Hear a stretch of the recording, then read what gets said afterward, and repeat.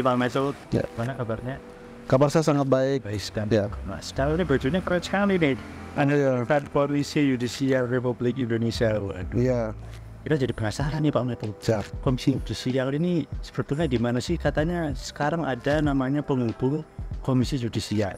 Nah itu bedanya apa sama kenapa sih harus ada penghubung Komisi Yudisial? Ini kan Pak Meto bisa sedikit menjelaskan. Baik. Jadi penghubung Komisi Yudisial itu tidak terlepas dari Komisi Yudisial.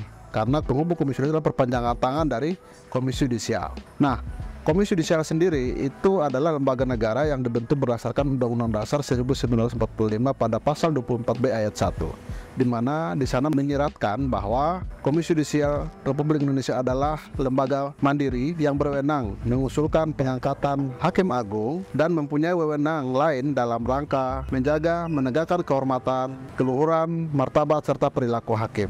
Nah, berdasarkan itu kemudian Komisi Yudisial Republik Indonesia membentuk penghubung di daerah. Maka keluarlah Perkaya nomor 1 tahun 2017 terkait dengan penghubung Komisi Yudisial Republik Indonesia yang ada di wilayah-wilayah di seluruh Indonesia.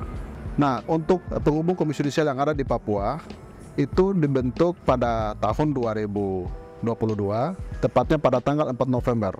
Setelah kami dilantik, kami langsung ditempatkan di Jayapura, di mana di sana kami melakukan beberapa pemantauan sidang karena itu menarik perhatian masyarakat. Salah satunya adalah pemantauan sidang terkait kasus mutilasi dan juga kasus-kasus terkait dengan tahanan politik, dan juga ada kasus-kasus tentang korupsi dan yang lainnya. Penghubung Komisi Yudisial merupakan perpanjangan tangan dari Komisi Yudisial yang ada di pusat. Karena banyak masyarakat ketika mau melakukan pengaduan itu harus datang ke Jakarta, maka Komisi Yudisial Republik Indonesia membentuk penghubung di daerah. Salah satunya adalah untuk akses masyarakat dengan penghubung Komisi Yudisial itu mempermudah, terutama dari segi administrasi. Mungkin demikian. Itu kalau masih di Papua ingin konsultasi, ini datangnya kemana? Jadi karena Komisi Yudisial Republik Indonesia wilayah Papua itu usianya baru 8 bulan. Jadi banyak masyarakat kita di Papua yang belum mengetahui dan terkait dengan tugas pokok dan kewenangan Komisi Yudisial yang ada di Papua. Maka bagi masyarakat yang belum mengetahui tentang tugas pokok Komisi Yudisial bisa langsung datang di kantor Komisi Yudisial yang saat ini ada di Jalan Ale-Ale Padang Bulan, Kota Jayapura. Jadi bisa langsung datang ke kantor untuk bisa konsultasi atau bisa menanyakan terkait dengan tugas pokok Komisi Yudisial Republik Indonesia di Papua. Waduh, ini berarti tugas Komisi Yudisial itu sangat penting sekali ya Pak ya. Gimana Pak cara Bapak kok bisa bergabung menjadi penghubung Komisi Yudisial sebagai generasi muda Papua, mungkin untuk menyemangati generasi Papua yang meneruskan jalan seperti Bapak? Iya, mungkin ini jalan Tuhan, karena tidak semua orang asli Papua itu dapat kepercayaan untuk menjadi koordinator di sebuah institusi yang juga notabene adalah sebagai lembaga negara.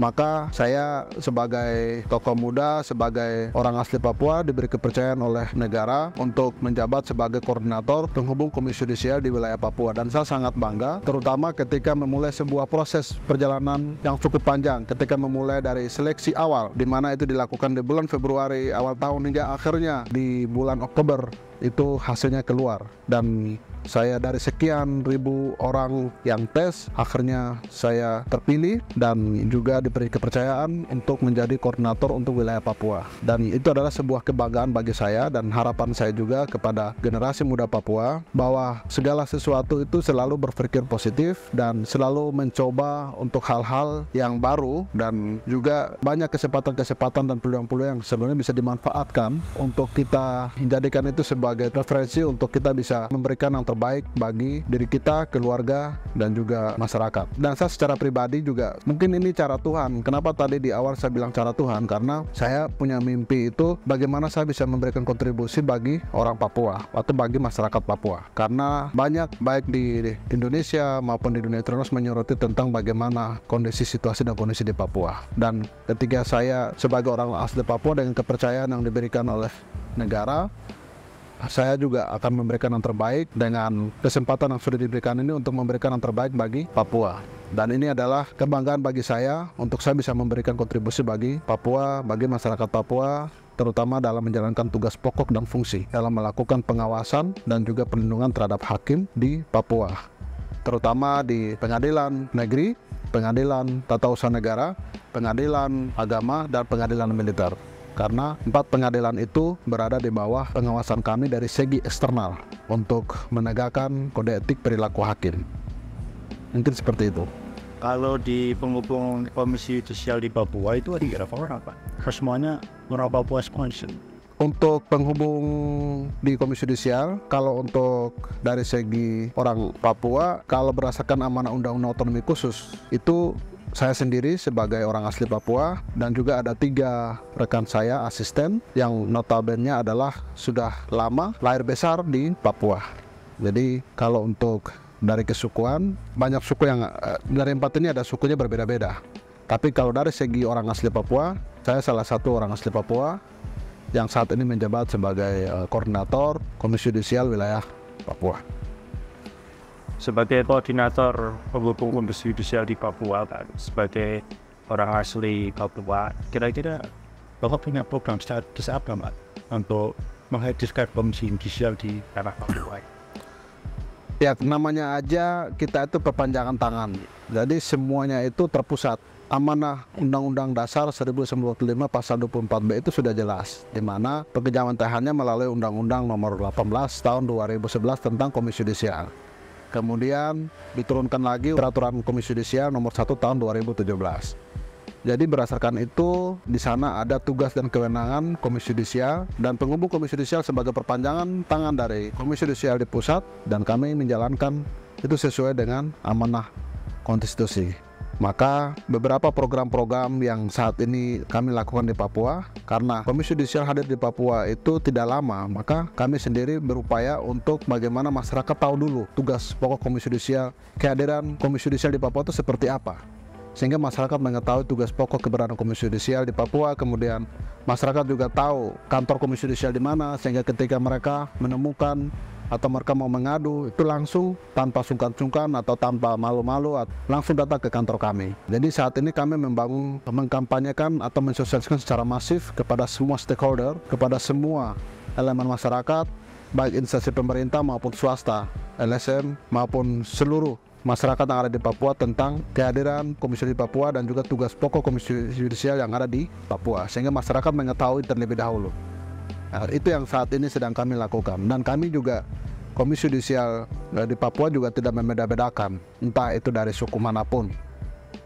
Jadi kami terbuka terhadap siapa saja, siapapun yang datang ke kantor tetap kami melayani dengan tangan terbuka, pintu akan selalu ada. Jadi saya pun sebagai koordinator Komisi Yudisial yang ada di Papua meminta kepada masyarakat Papua yang ada di Papua untuk bisa datang ke kantor kapan saja, mau konsultasi kah atau mau bertanya tentang apapun tugas pokok Komisi Yudisial, dan juga mungkin hal-hal lain, misalnya tentang masalah-masalah sengketa apapun itu, termasuk tanah lah atau apa, itu bisa, walaupun itu bukan menjadi tugas pokok utama kami. Tapi karena kita lihat situasi kondisi masyarakat di Papua yang sangat beragam, maka kami pun sangat welcome terhadap siapa saja. Mungkin itu saja. Nah, ini satu lagi Pak yang menarik Pak, di Kors Bapak ini selain ada tulisan Garuda ini ya, nah, di sebelah kanan di kiri ada tulisan jaga integritas hakim. Ini maksudnya gimana Pak? Menjaga integritas hakim. Jadi integritas hakim itu tidak lebih pada loyalitas hakim itu dalam menjalankan amanah konstitusi. Jadi salah satunya itu misalnya menjaga loyal untuk menjadi personality yang bermutu dengan sifat dan keadaan yang menunjukkan kesatuan yang utuh, sehingga memiliki potensi dan kemampuan yang memancarkan kewibawaan dan kejujuran. Kurang lebihnya seperti itulah. Ini nanti kan Papua ada DOB baru Pak, sementara kantornya kan di Jayapura. Ini kira-kira gerak cepat di penghubungan Komisi Yudisial di Papua gimana memang cover DOB yang baru? Apakah undang-undangnya sudah relevan?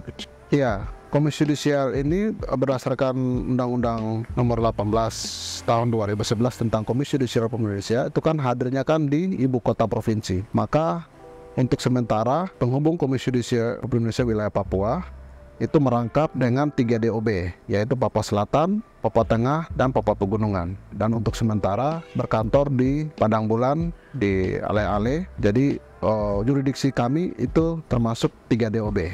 Jadi masyarakat yang ada di wilayah pegunungan, kemudian di Provinsi Selatan, lalu kemudian di Provinsi Tengah, Papua Tengah, itu bisa kalau mau konsultasi atau misalnya mau melaporkan adanya dugaan PMKH atau melanggaran terhadap kode etik hakim, bisa melaporkan atau bisa berkonsultasi langsung ke kantor yang ada di Padang Bulan Ale-Ale Jayapura. Jadi ternyata penghukum komisi yudisial ini masih ada kaitannya dengan KAI Pusat ya. Nah, sementara kita tahu nih, tahun 2024 ini ibu kota negara mau pindah. Sementara komisi yudisial sekarang kan ada di Jakarta. Nah, ini Bapak melihat perpindahan ibu kota ini gimana? Apakah akan mengganggu sistem hukum di Indonesia karena beberapa akan pindah ke sana, atau ada regulasi-regulasi lain yang harus didukung? Iya, menurut pendapat saya, kami ini kan lembaga negara. Kalau IKN ibu kotanya akan berpindah ke Kalimantan, ya kami dukung. Namanya aja kami lembaga negara, kami tidak terpisahkan dari undang-undang konstitusi itu. Jadi ketika misalnya IKN mau berpindah ke Kalimantan, ya kami mendukung, kami mengikuti soal itu. Jadi sebagai lembaga negara, kami juga ikut hadir di sana. Nah, kemudian di penghubung juga.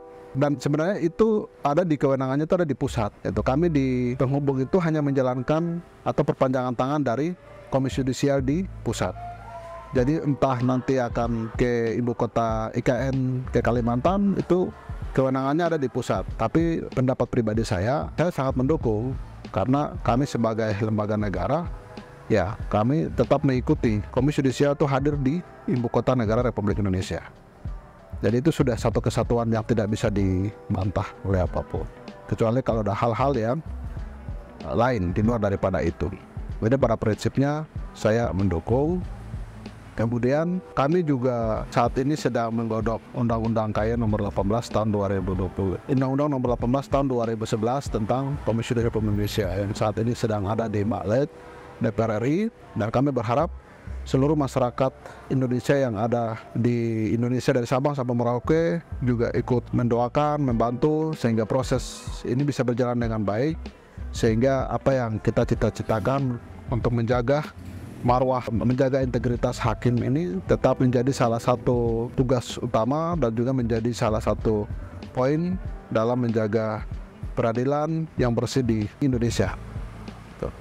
Jadi dari setelah kita ngobrol tadi banyak Pak, ya, sebetulnya ada nggak satu kata itu atau tagline yang supaya masyarakat ini langsung paham Ya, penghubung komisi yudisial atau PKI ini sebetulnya apa sih Pak? ya. Jadi bagi masyarakat khususnya yang ada di Papua, kalau mau tahu tentang Komisi Yudisial Papua, kalau mau tahu secara detail, ya pasti datang ke kantor. Tapi biar teringat, itu tugasnya penghubung Komisi Yudisial itu yang pertama melakukan pengawasan dan perlindungan. Pengawasan itu melalui pemantauan sidang. Pemantauan sidang itu ada dua, yaitu melalui inisiatif dari penghubung Komisi Yudisial untuk melakukan pemantauan, dan juga melalui laporan masyarakat untuk melakukan pemantauan sidang.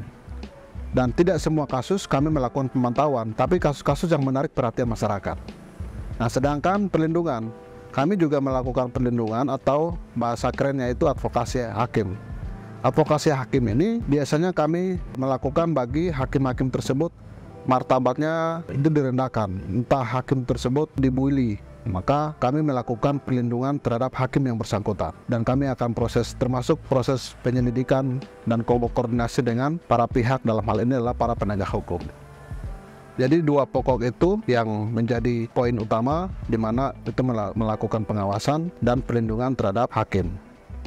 Perlindungan ini yang dilakukan oleh orang atau oknum atau institusi yang merendahkan martabat hakim. Jadi kami tidak hanya mengawasi hakim. Dan perlu diketahui juga bahwa Komisi Yudisial hadir itu bukan juga sebagai provos, tapi juga menjadi sahabat untuk bagaimana kita bisa menjaga peradilan yang bersih di tanah Papua. Dan sekali lagi saya ingatkan, ada oknum-oknum hakim yang mungkin saat ini sedang punya niat-niat jahat, entah kong kali kong dengan siapa saja yang berusaha untuk mencederai peradilan di tanah Papua. Saya menyatakan untuk berhenti dan stop. Kita di Papua itu tempat yang beradab, tempat yang juga beragama. Jadi kita dalam menjalankan tugas pokok sebagai lembaga negara, kita juga harus menjaga itu, karena kita juga punya namanya kode etik masing-masing. Jadi kita kembali kepada kode etik masing-masing untuk bagaimana membawa marwah hakim ini sehingga dipercaya oleh masyarakat di Indonesia dan juga khususnya di Papua. Dan juga terakhir, harapan saya kepada generasi muda Papua, sekali lagi saya sebagai generasi muda Papua juga, saya menghimbau bahwa mulai sekarang mempersiapkan diri. Kesempatan yang ada saat ini, peluang-peluang yang ada saat ini, silakan ambil kesempatan baik untuk berpikir apa yang bisa saya lakukan untuk diri sendiri dan juga untuk keluarga dan untuk Papua. Selalu berpikir positif, apa yang bisa kau lakukan untuk Papua. Saat ini saya sebagai orang asli Papua, saya bisa memberikan yang terbaik dengan kesempatan saya, dengan tugas yang diberikan oleh negara untuk membangun Papua. Itu saat ini sedang berjalan. Dan saat ini saya juga ingin ada generasi-generasi muda Papua yang tetap berkontribusi untuk bisa membangun Papua, tanah tercinta kita. Terima kasih.